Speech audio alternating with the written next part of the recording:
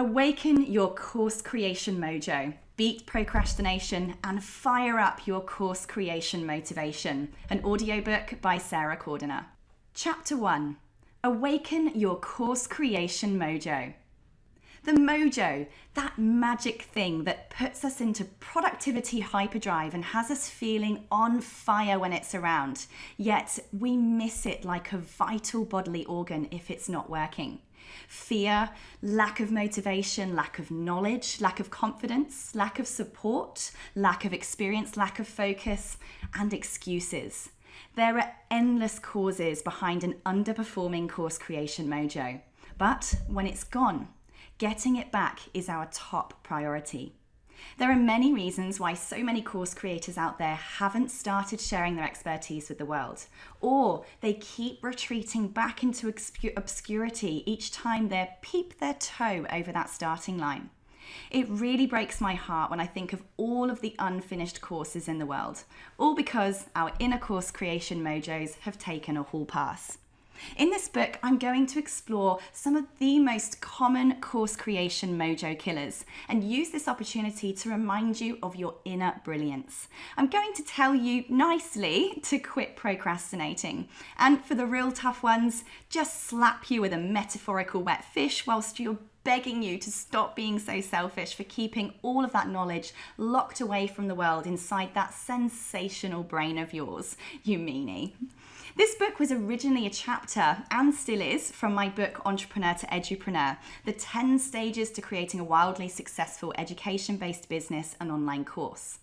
But as I started writing it to answer specific concerns that had been raised by members of my Facebook group called Entrepreneur to EDUpreneur, I realized that this had swiftly become a whole book in its own right. I never intended for this particular topic to be so comprehensive when I first sat down to write the original book, but I have found with my work with edupreneurs that the actual course creation process itself is often not the biggest barrier to people getting their courses out to the world.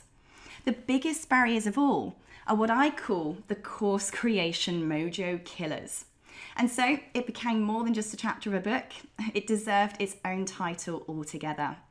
And many of us have been hiding behind excuses like, I've not had time to learn how to use my LMS yet, or I'm just waiting for my camera gear to arrive, or indeed one of the gazillion excuses that I hear every day and have even used myself. Now, the reason I use the word excuse is because it can sometimes be hard to pinpoint exactly what's causing our blockage when our mojo heads off for a sabbatical.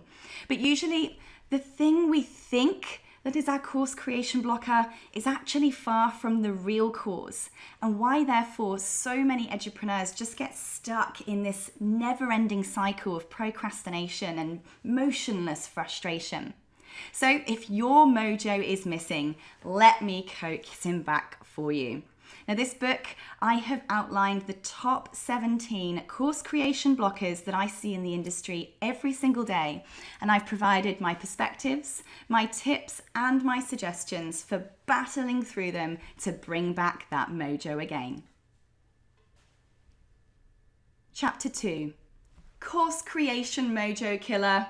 I don't have the right idea yet. Every day, I hear people say to me things like, I'm not creating any courses yet because I'm just waiting until I figure out what my topic should be. Or, I'm going to wait until the right idea comes to me. It's as if they think that one day this magical epiphany is just going to bestow upon them and that they will know precisely what they're going to do and how to do it.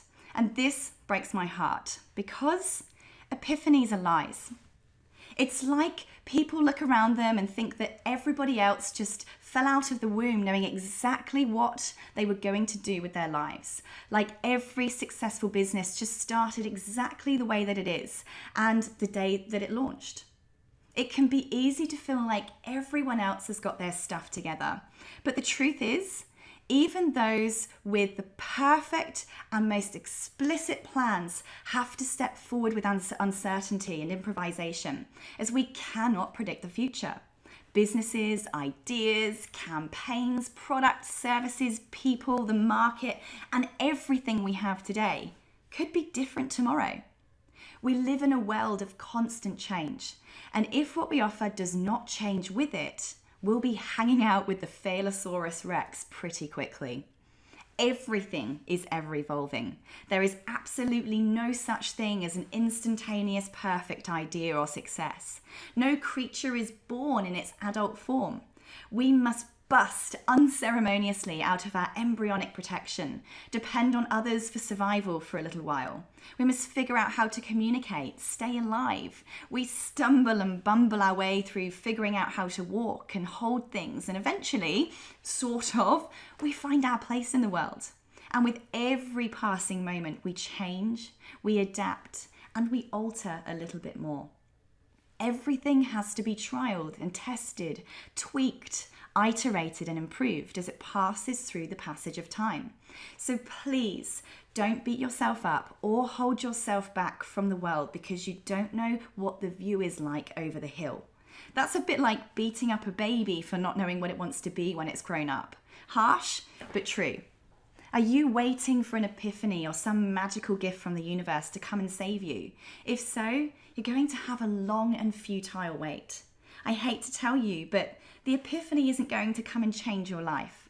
No magical thought will just mysteriously give you all of the answers. That hope is worse than an illusion.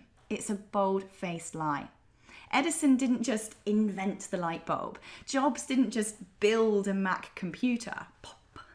Every single great idea, every great business, every brilliant life is the result of years of vision, dedication, hard work, and progressive evolution. Your skills are a synthesis of all that you've done with your whole life. Successful entrepreneurs didn't get that way by just setting up a bank account and boom, they run a successful company. That doesn't happen.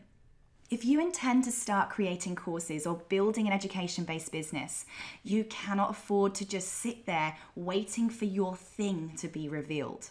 The perfect idea, the perfect situation, the perfect solution, they don't exist. Do something. That is the only way to find your thing. Every great creation has a point of conception, and then it evolves. Nothing cannot evolve. But something, however tiny, most definitely can. So do something, anything. Only then will you have any experiences, feelings, or data to actually base your next step from. You need only to take one step before you can collect the key that will open the door of step 2. You'll learn what works and what doesn't. From the first bold step, you'll gain new competencies and knowledge, enabling you to improve your plan until you do get it right. Too many people are just trying to bust open door 1000 with key number 1. Don't put yourself under that kind of pressure. Take a tiny little step with whatever you have right now, and what's required for step 2 will begin to present itself.